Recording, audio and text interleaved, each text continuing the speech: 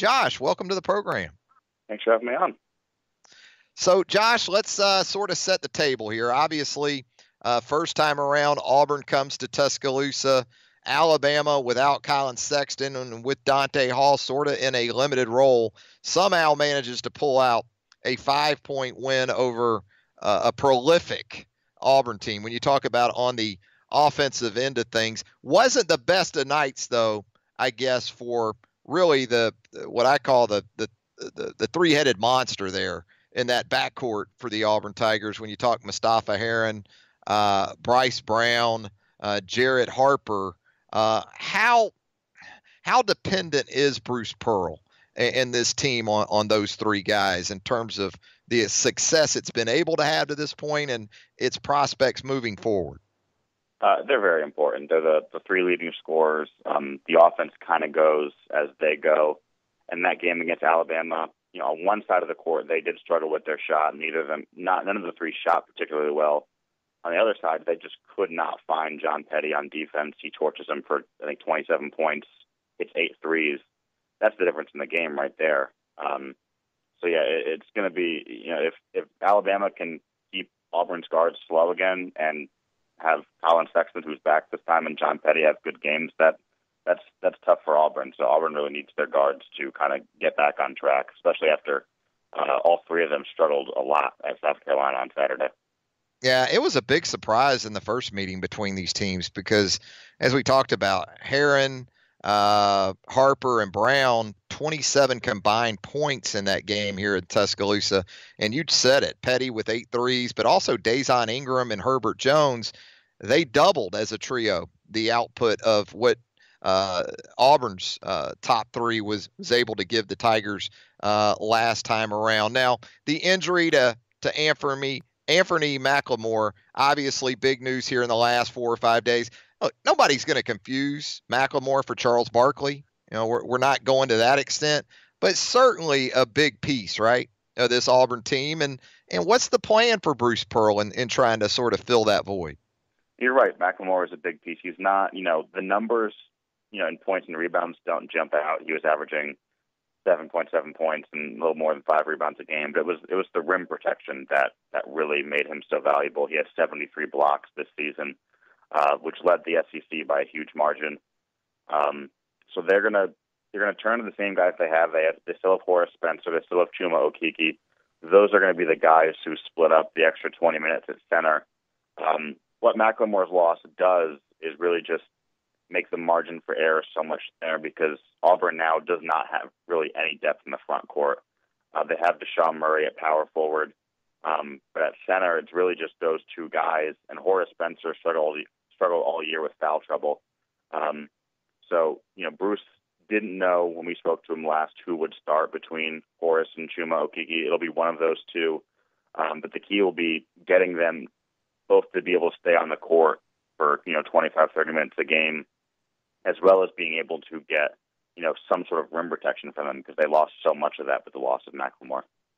Josh, how has this Auburn team been able to do what it has done right now, projecting on that 2 seed line in the NCAA tournament without Austin Wiley, without Danielle Purifoy?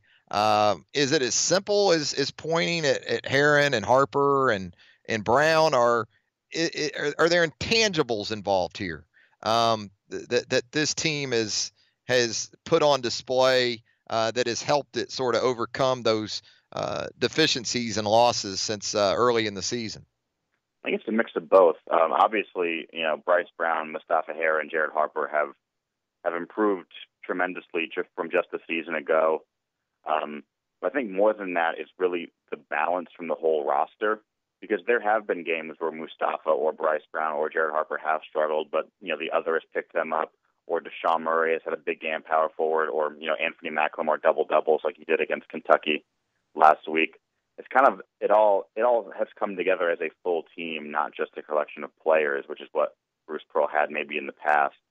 And you can see just kind of look at this year based on last year. The things that struggled with so much last year, defending really anybody, protecting leads, and shooting free throws. Those were areas where Auburn was just awful last season. and those are three of their better areas this year. They lead the conference in free throw shooting. They play much better defense.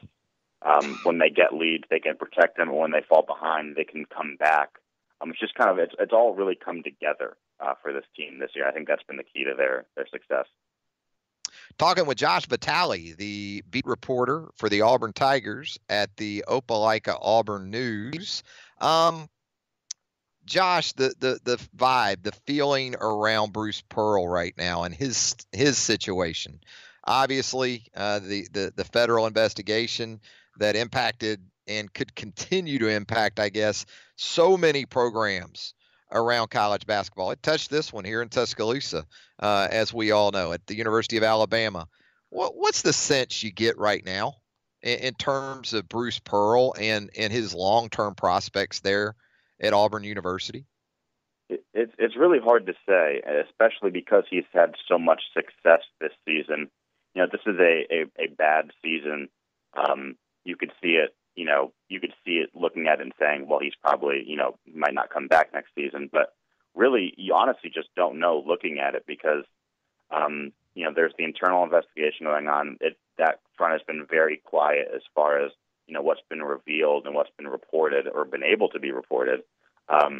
Word is from President Stephen Leith, who spoke to reporters after Alan Green was named athletic director last month, that they want to speak to Bruce Pearl once this season is over and really sit down with him and have him talk to the investigators, who are looking into the program and kind of going from there. But right now, it seems like a lot of whatever decision there is going to be about Pearl's future is kind of, being put on hold until the season is over. But Pearl did, sit down with ESPN, in a televised interview Saturday and kind of said, listen, if there was more going on in this program, that involved me, I wouldn't be here, basically. So it seems like Pearl believes that he will be the coach of Auburn long term, but I think a lot of that will be decided after the season when he can sit down with President Stephen Leith, with athletic director Alan Green, and kind of talk the whole thing out. Josh, we have the start of spring football right around the corner. An Auburn team that in the month of November beat the two teams that ended up playing for the national championship in Atlanta, Georgia. Losses for this Auburn team: Kerryon Johnson, the offensive line coach for that matter. Defensively, some guys of note. What's sort of the two or three things on the top of the to-do list for Gus Malzahn as the Tigers head into spring practice? And Gus, by the way, with a very healthy contract extension. So where do the Tigers head from here? I think the two biggest things on the list, the to-do list, are the two things you mentioned, and that's running back and offensive line. Running back, you lose Kerryon Johnson and Cameron Petway. Offensive line, you lose 4 senior starters. You got to find a way to fill holes in both areas.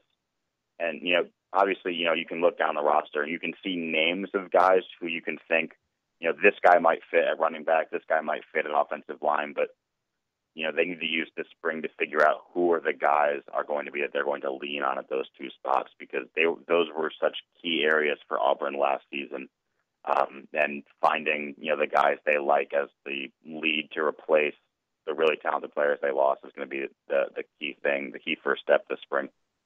The good news, I guess, Jared Stidham obviously back at quarterback, and some receivers that seem to take a step forward or two as the 2017 season progressed.